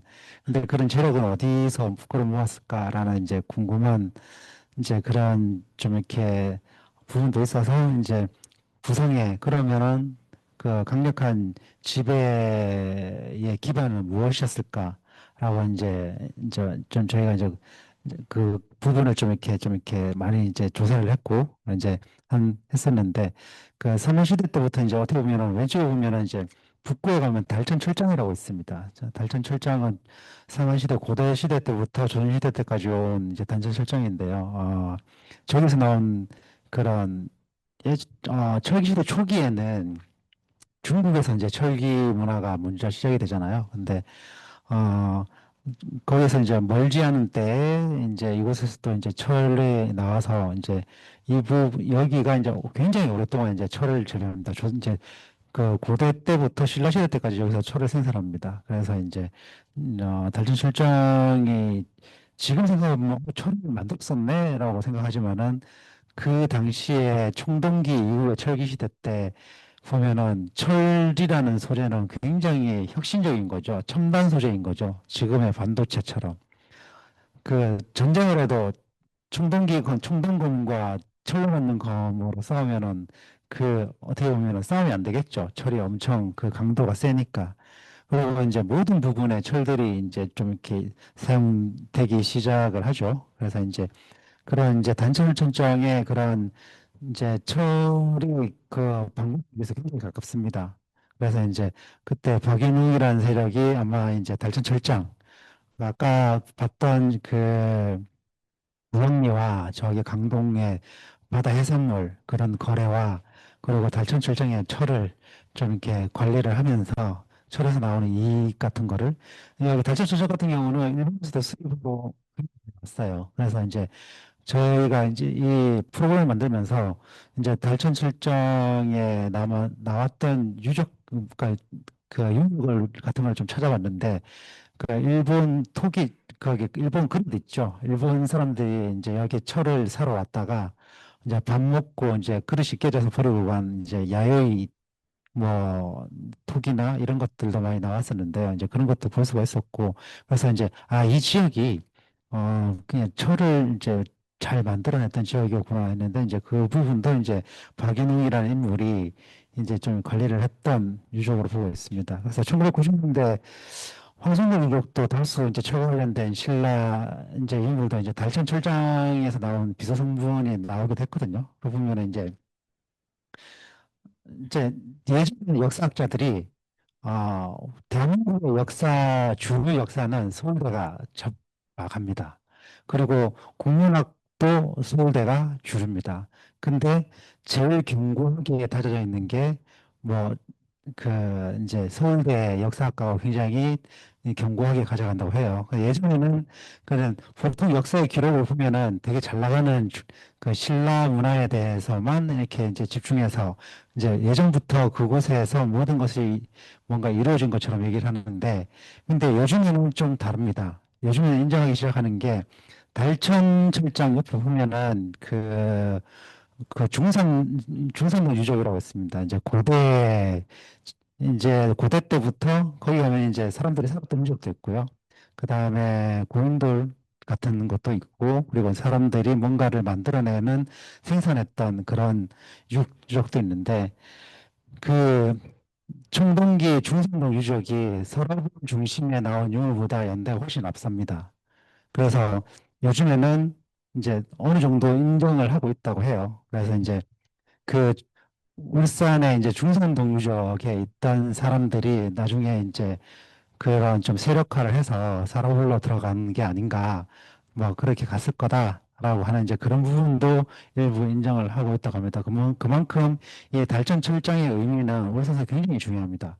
그래서 혹자들은 이런 얘기도 합니다. 뭐 억지로 좀 약간 연결고릴 수도 있겠지만은, 그런 역사적으로 이제 철을 만들어 왔던 곳이기 때문에 이곳에 조선소도 생기고, 철로 만드는 배인 조선소도 생기고, 현대차도 이곳에 있는 게 이런 연계성을 가지고 얘기하는 뭐 형태사학자 분들도 계신데, 어쨌든 뭐 그거는 좀 약간 스토리성만 이렇게 연계하는 것 같고요. 이제 뭐 그런 연관성이 있는 것 같습니다. 그래서 어쨌든 그런 고부가치 상징물을 가지고 박영웅이 이제 권력자 지지 기반으로 이제 쓰지 않았나. 그래서 이제 그런 것들을 이제 전문가 인터뷰를 통해서 저희가 시청자들한테 좀 이렇게 뭔가 신뢰성 있는 그런 뭐 그게 내용 전달을 위해서 이제 전문가들한테 이제 그런 부분들을 한번 저희가 물어봤었습니다. 네. 신라 말 신라 왕경은 개변천신으로 울산 지역을 통합한 박윤웅에게 항구의 방어를 맡겼을 것이라고 역사학자는 보고 있습니다. 실제 울산에서 박윤웅이 가지는 경제적 기반은 대단했습니다. 일반적으로 이제 박윤웅의 성장의 물적 기반이 뭐냐라고 이야기를 하는데, 뭐 대표적인 거는 울산의 이제 북구 달천의 그 질 좋은 철을 이야기를 합니다. 이거는 이제 철기 문화가 도래된 게 이제 삼한시대 때부터 도래되는데, 그때부터 해서 개석에서 철이 필요로 하는 부분에 북구 달천의 철은 아주 압도적인 영향력을 미쳤던 것 같아요. 심지어는 뭐 조선시대 때도 그 각 지역의 그 지역 특산물이 중앙에 납품되는 기록들이 남는데, 거기도 보면은 영남 지방에서 가장 어뜸이다. 그게 품질에 있어서나 양에 있어서 북구 달천의 그런 곡물의 특징을 이야기를 할 정도죠. 그리고 바다를 끼고 있는 울산에서 소금을 비롯한 수산물도 박윤웅이 불을 축적하는 데 많은 기여를 했을 것입니다. 우리 과감설화 지정문화재로 되어 있는 이 과감설화에 보면 미역 바위가 박윤웅의 그 후손들에게 계속 세습이 되거든요. 그런 단편적 기록을 보더라도 어업에서의 막대한 이득도 가지고 있었고, 또 농업에서, 또 수공업에서 울산 지역에서 나올 수 있는 대부분의 이 경제적, 군사적 뭐 이런 이득을 다 박윤웅이 장악하고 그것을 활용했다라고 봐야 될 것 같습니다.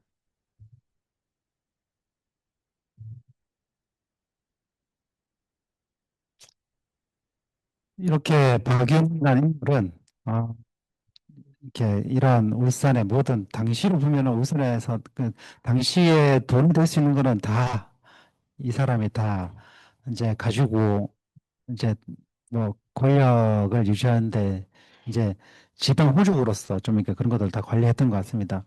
그 달전 철장의 세 같은 경우는 전국 민속 이제 그런 놀이 대회에서 이제 대상을 받은 이제 놀인데요. 제가 2년 전에, 재작년에 이제 경상지오그래피라고 해서 지역에 이제 인구가 줄고 있는 지역을 다니면서 이제 뭐 로컬 문화유산을 좀 이렇게 기록을 한 다큐가 있습니다. 이제 그때 제가 이제 새부리 놀이를 좀 이렇게 재현하시는 분을 모시고 한번 이렇게 새부리 놀이는 어떤 건지 이제 한번 기록을 했었는데요. 그거 한번 잠시 보고 넘어가도록 하겠습니다. 고대 때부터 철을 생산했던 울산, 그 흔적을 찾아가 보겠습니다.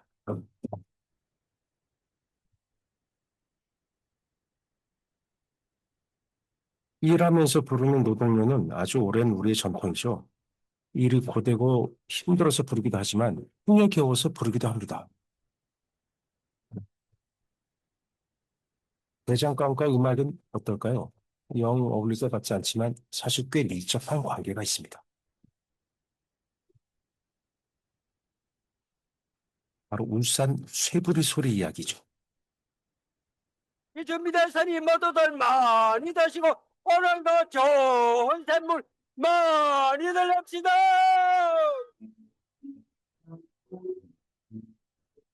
달천 철장. 이곳은 우리나라 최초로 대규모 철광 유적을 발굴한 곳인데요. 인근 상기슭에는 달천 철장에서 난 토철과 철광석으로 철을 만드는 쇠브리터의 흔적이 아직도 남아 있습니다. 그 쇠를 부릴 때 나는 망치질 소리에서 나온 그 유명한 새마치 장단.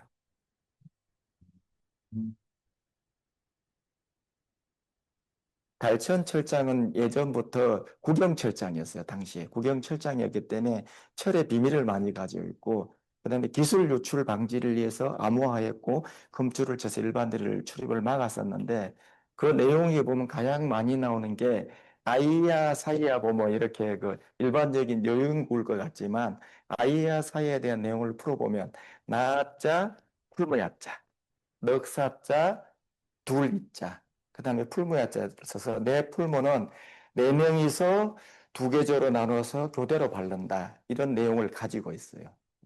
부다 옹굴레다 옹굴레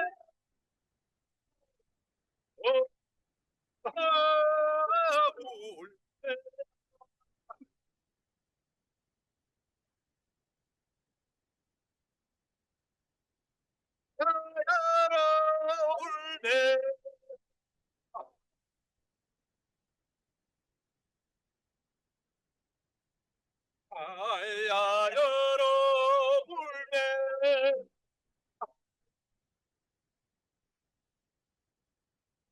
대장간 노래를 가장 온전하게 보존하고 있는 울산 쇠부리 소리.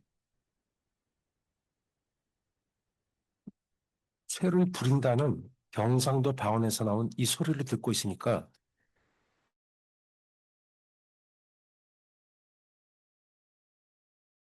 뭐 역사성, 전통성, 예술성, 학술성 모든 것을 다 아우르고 있다. 이렇게 우리가 얘기할 수 있는 것이고, 더더군다나 이 쇠부리 소리는 문헌 기록이 정확하다는 것이죠.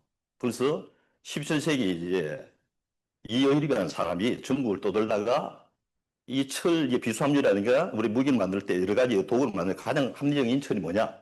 바로 울산 달천의 토철이라는 것이죠.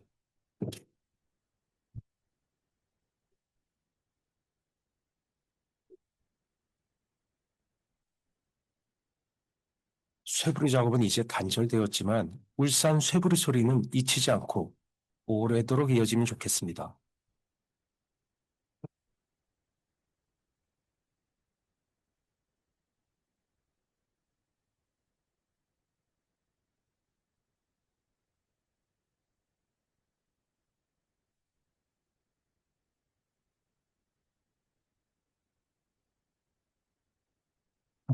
그 세밀머리만 봐도 철을 어떻게 만드는지 대략 이게 이해가 되시죠?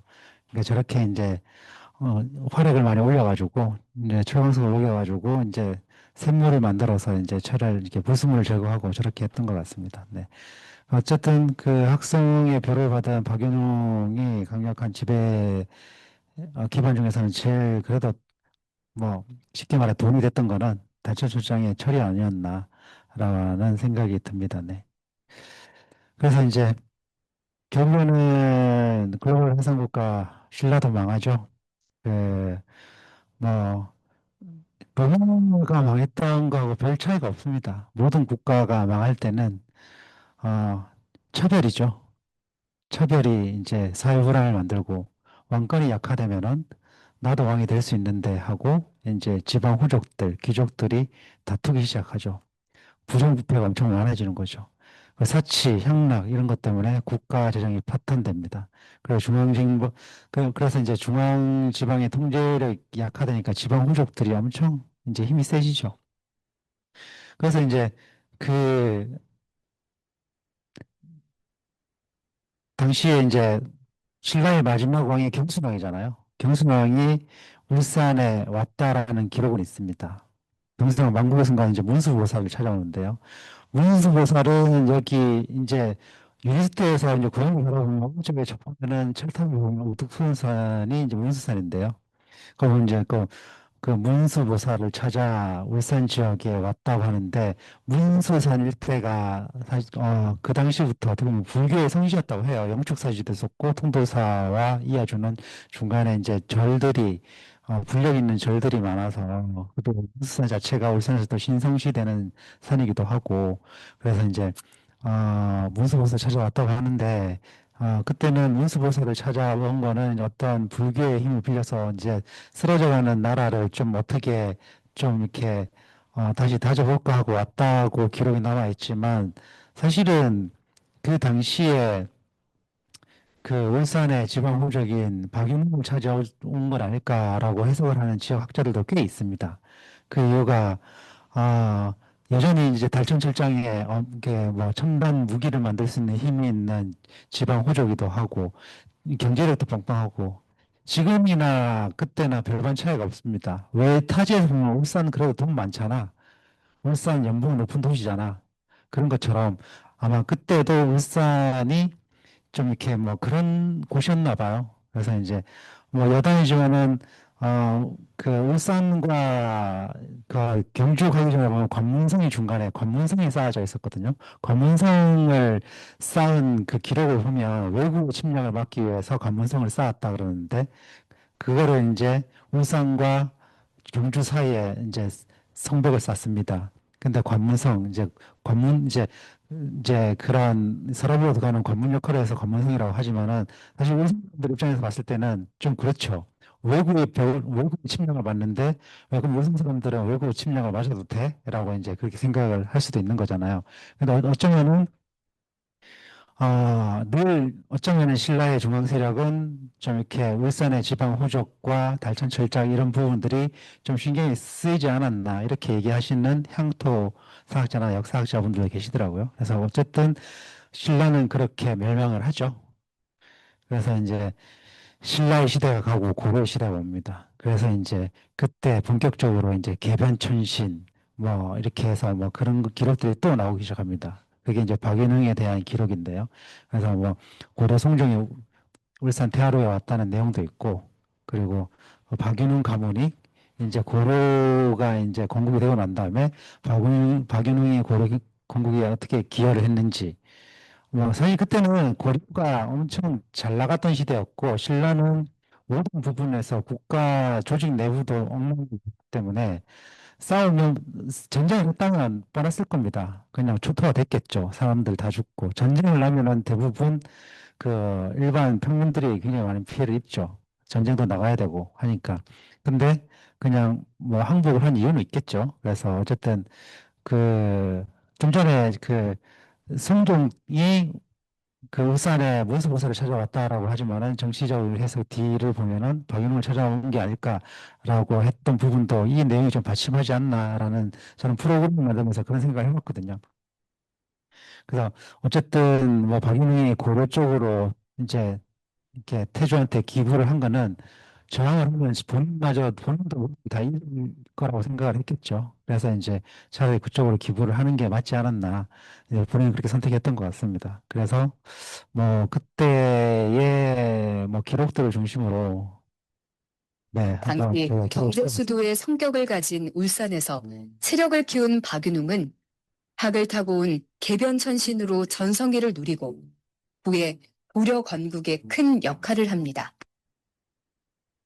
고려가 신라를 멸망시키고 997년에 성종이 경주와 울산을 방문하는데요.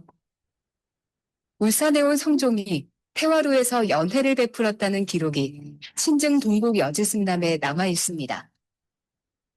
이 기록 이면에는 세력이 비대해진 울산 박씨의 힘을 약화하기 위해서였다는 정치적 해석이 깔려 있기도 합니다. 신라가 경순왕이 이제 항복을 함으로 해서 망했기 때문에 경주도 그렇고 울산도 그렇고 전혀 상처를 입지 않았습니다. 온전한 상태로 이 두 도시가 남아있고, 따라서 이런 두 도시가 가장 힘이 있었던 정치적 수도와 경제적인 수도였던 울산이 그냥 그대로 남아있었기 때문에 이 두 도시가 힘을 합치면 후 백제나 후 고구려처럼 반란을 일으킬 수도 있는 것입니다. 그래서 고려중앙정부 입장에서는 바로 이런 부분을 우려했을 것으로 보고요. 성종 임금이 바로 이 우려를 해소하기 위해서 울산과 경주를 방문했고, 그리고 울산에 와서 그럼 어떤 일을 했을 것인가 추론을 해보면 그것은 박윤웅 세력, 박윤웅의 직계 자손을 중앙인적 개경으로 데리고 가서 중앙 귀족화시킴으로 해가지고 울산 지역에서 좀 힘이 빠지게 하는 그런 그 정치적 목적을 달성하기 위해서 온 것이다. 1749년에 전해진 학성지는 울산 박씨 가문의 핵심 인물을 고려 왕경으로 이주시켜서 그 묘가 인천에 있다는 내용과 자손 일부가 타 지역에 옮겨갔다는 기록, 그리고 숙종 때 후손 박두세가 울산으로 와 족보를 남겼다는 내용 등을 통해 고려 왕가가 박씨 가문의 힘을 빼기 위해 정치 행위를 했다는 것을 짐작할 수 있습니다. 박윤웅은 죽어서 고을신이 되는 겁니다. 울산의 신이 되면서 추앙을 받는 존재로 바뀌게 됩니다.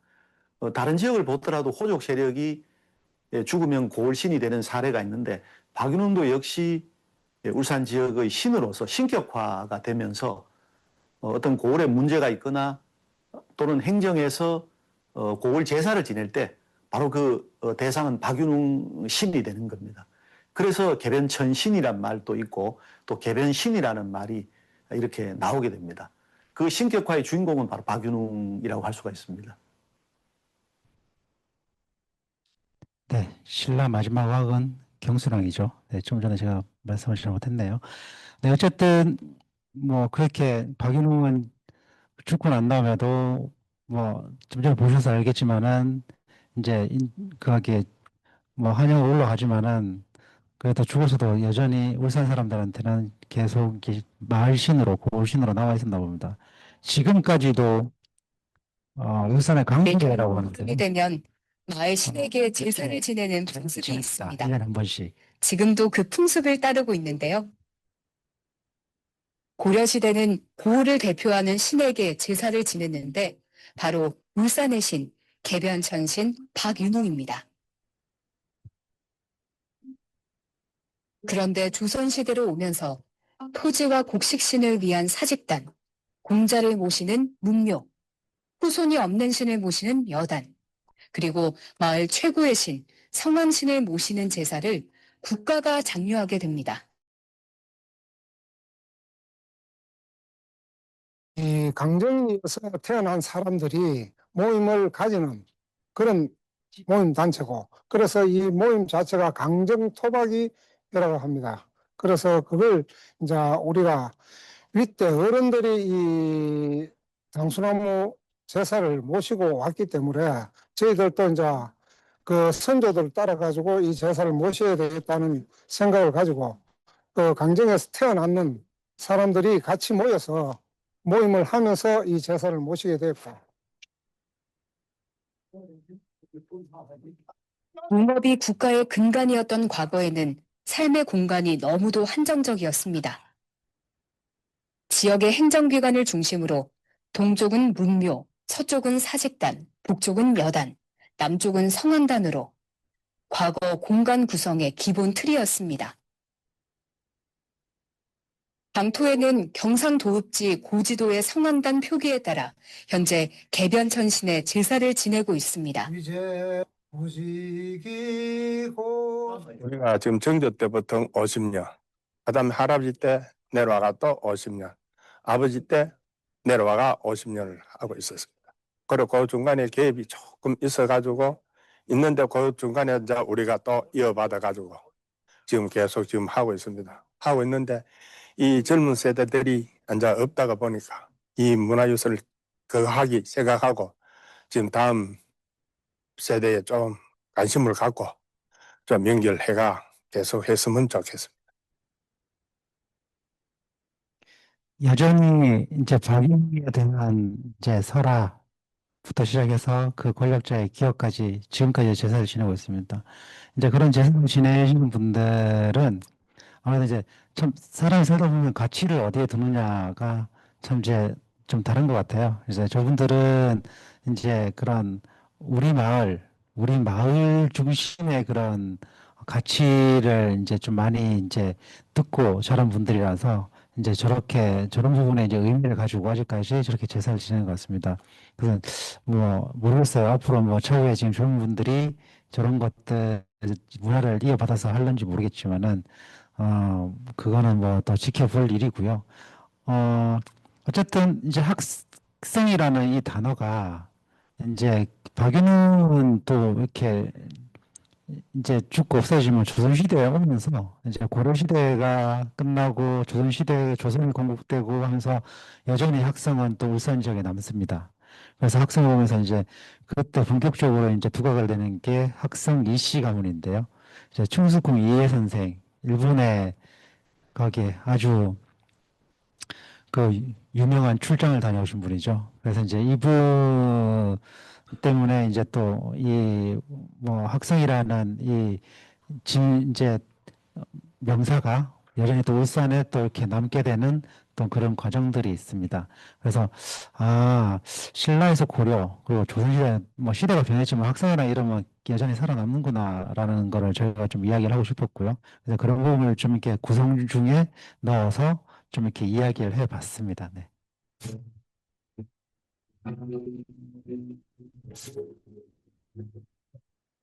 울산의 성 가운데 조선시대부터 두각을 나타낸 학성 이씨가 있습니다. 시조는 충숙궁 이해 선생인데요. 조선시대 통신사로 활약한 그는 울산 벼도인 학성을 본관으로 해 울산에 뿌리를 내립니다.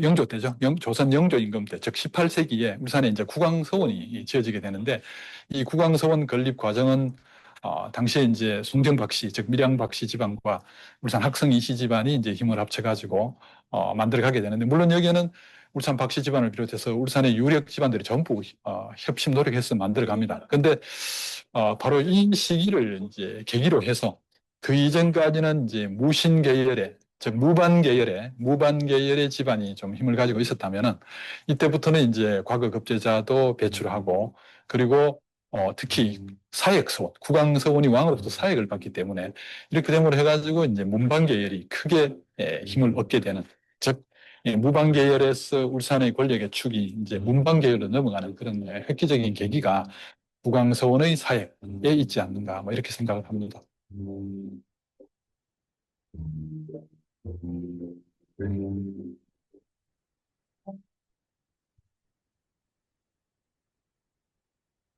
핵싸움 잘하는 고려 시대, 무신의 시대가 가고 이제 문신의 시대 조선이 오죠. 정도전이 그렸던 나라가 이런 거였죠.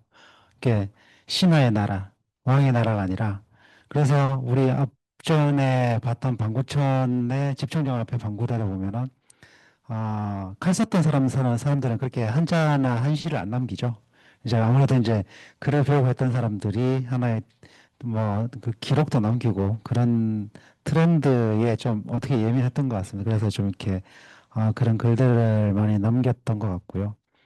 어쨌든 조선시대에서도 여전히 학성이라는 이름은 건물 여기저기에 남습니다. 그래서 거의 뭐 지금까지 거의 1000년 동안 이어오고 있는데요. 그래서 그런 울산의 중요 관청이나 건축물에 그 학성이라는 단어가 어떻게 남아 있는지 한번 저희가 한번 봤습니다.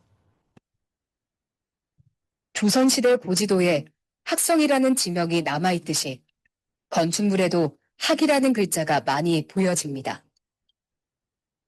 가암루는 울산 동원의 정문입니다. 이 누각의 이름은 조선 후기 울산부사 이충익이 개변천신이 학을 타고 내려온 고을 신학성이 있어서 그것을 따서 이름을 지었다고 합니다. 학성지에는 1680년 울산 부사로 부임한 김수호가 동원을 지었다는 기록이 있는데요. 15년 후 아들 김보가 울산부사로 부임해 옵니다. 이때 아버지를 그리워하며 울산의 벼로 학성을 취해 동원의 이름을 일학원이라고 지었다고 합니다. 그 후 1763년 홍익대 울산부사가 단학원으로 이름을 붙였는데 이 또한 개변천신 설화에서 비롯된 학성에서 따왔습니다.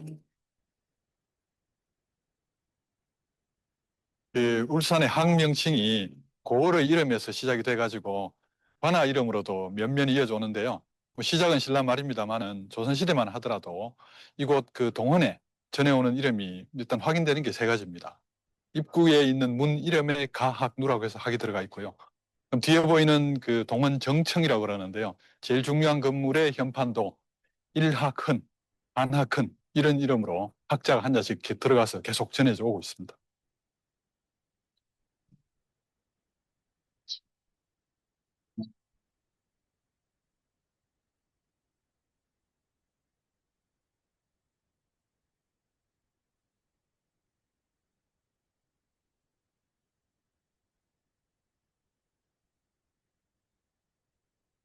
(1667년) 울산 객사가 지어집니다.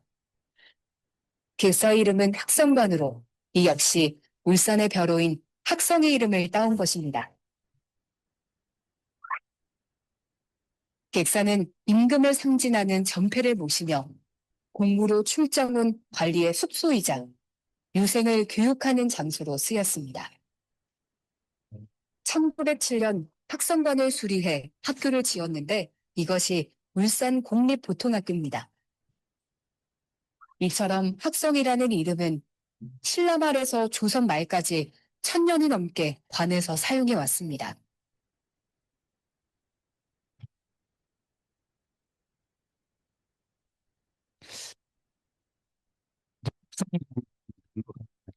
이렇게 울산에 계속 이제 내려왔던 거는 어떻든 권력을 잡았던 사람들이 일단 이제 학성이라는 단어를 차용을 해서 설화를 남기던 아니면은 좀 이렇게 그 본인들의 이제 성에 이제 본관으로 쓰던 이렇게 해서 이제 여태까지 지금까지 이렇게 내려오고 있는데요. 그 건축물에도 지금까지 이렇게 내려오고 있습니다. 울산은 어쩌면 공업도시 이전에 그런 좀 이렇게 학같이 고고한 좀 그런 도시를 꿈꾸고 살았던 도시가 아니었나라는 생각을 좀 해봅니다. 그래서 뭐 그 늘 역사는 중앙정부 위주로 이렇게 기록이 되고 뭔가 저희가 그런 거를 좀 회자해서 서로 이야기하고 하는데 살아살면서 중요하지 않은 역사는 없죠. 근데 울산 또한 어떻게 보면은 치열하게 늘 외침에 시달리고 늘 이제 그런 외침에 시달리면서도 어떤 나름의 그런 고고한 그런 문화 자체는 좀 이렇게 좀 나름 가져오지 않았나라는 생각을 해봅니다. 어쨌든 울산은 박영민이라는 일반 이야기처럼 그렇게 언급을 안 합니다. 그냥 방구동 유적지가 나와도 그럼 신라의 글로벌 항구가 울산이었어 이 정도 이야기하지 울산 박씨에 대한 이야기는 잘 안 하거든요. 장보고의 이제 어떻게 보면 완도는 시골이고 정부가 나오면서 이제 그거를 어떻게 뭐 기념관을 만들고 뭐 스토리텔링을 하는 거 보면서 좀 많은 부분을 느꼈는데요. 일단 한번 보고 제가 좀 말씀 좀 드릴게요. 통일 신라말 이후 완전히 잊혀진 인물을 현재로 불러내는데 20년이라는 공을 들였습니다. 우리는 콘텐츠가 그 가치를 인정받는 시대에 살고 있습니다. 제대로 된 고증 없이 역사적 인물을 만들어내는 것은 바람직하지 않지만 우리의 뿌리를 찾아 정체성을 찾아가는 일과 더불어 역사적 가치를 찾아가는 것은 지역 사회를 더욱 풍요롭게 할 수 있습니다.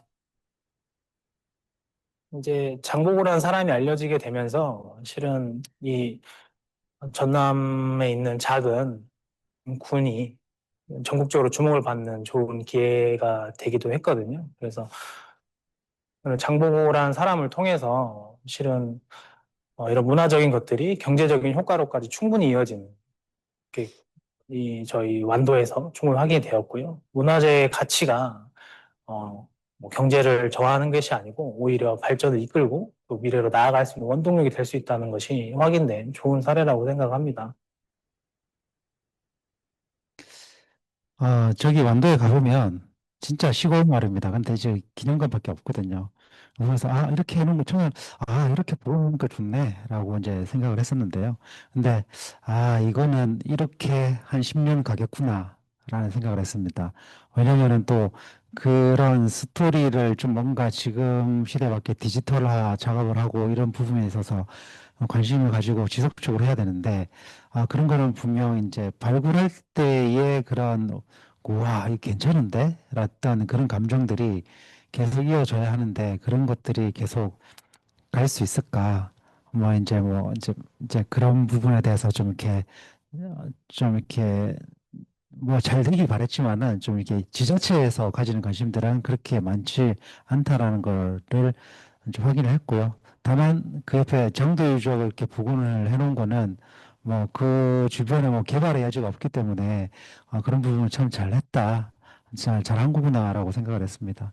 그래서 어쨌든 천년 동안 개변천신이라는 그런 설에서 시작된 학성이라는 이름이 울산은 지금 이제 천년 동안 이제 학성을 쓰면서 우리는 어떻게 생각하고 있는지 여전히 울산 박씨는 한 집안의 이야기로만 남겨야 할지 아니면은 이 부분을 우리가 어떻게 고민을 해야 할지 그런 부분들을 좀 이제 전문가분들한테 좀 이제 얘기를 들어봤습니다.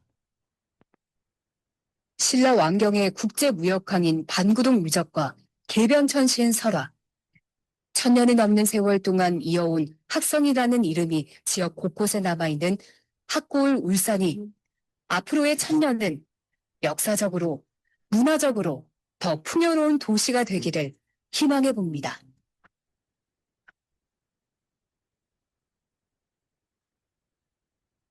후백제로 갔으면 견훤한테 갔으면은 또 우리가 결과론적인 해석입니다만은 삼국쟁패전에서 그 후에 아마 울산이 아마 고을의 이름조차 지키지 못할 수도 있을 겁니다. 신라왕도 혹은 고려 정부와의 관계 속에서 지켜준 인물입니다. 따라서 이런 그 능력을 인정받아서 당시 지역 주민들이 울산 지역의 대표격인 인물로 추앙했다고 생각을 하고 그 이후에도 이 박윤웅이라는 인물이 남긴 그 흔적은 뭐 고려 말까지는 물론이고 조선 초기까지도 이 사람의 여러 가지 그 흔적이라 그럴까 영향력이 확인이 됩니다. 박윤웅에 대해서 연구 축적이 이루어져 있는데 한 사람 두 사람도 논문이 몇십 편씩 계속 나와야 됩니다. 몇 년에 걸쳐서 누가 이래 주장하면 그거 아니다 하면 또 반론을 제기하고 거기서 또다시 정번하게 되어서 발전하고 말이죠. 박윤웅이 울산 역사에서 오늘날 이 광역의 틀을 만든 그런 이 처음으로 그런 광역의 틀을 만들었다는 데서 저는 박윤웅은 울산 역사에서는 크게 조명을 해야 한다고 생각을 합니다.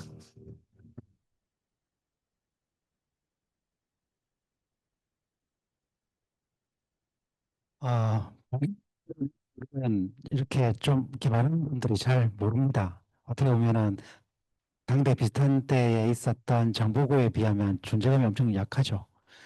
정무군은 뭐 다 아시겠지만은 신라 말기에 정무군은 출신 성분이 뭐 그렇게 좋지는 않죠. 근데 그 자기 딸을 왕과 결혼을 시켜서 이제 본인이 이제 이제 이게 뭐 이렇게 어떻게 보면은 더 가까이 이제 귀족으로 더 가까이 가려고 노력을 하다가 결국에는 그 염장의 칼을 맞아서 죽죠. 그래서 이제 염장은 자기 편인 줄 알고 믿었는데 술 먹다가 이제 칼 맞아 죽으면서 그러면서 이제 그 이후에 참 염장 지른다는 말이 거기서부터 시작됐다고 하는데요. 어쨌든 박용의 인물은 여전히 울산에서 존재감이 별로 없습니다. 근데 어쨌든 우리가 저희가 이제 프로그램을 하면서 이 이야기를 하고 싶었던 거는 박윤웅이라는 인물을 좀 부각하기 위해서 했던 건 아니고요.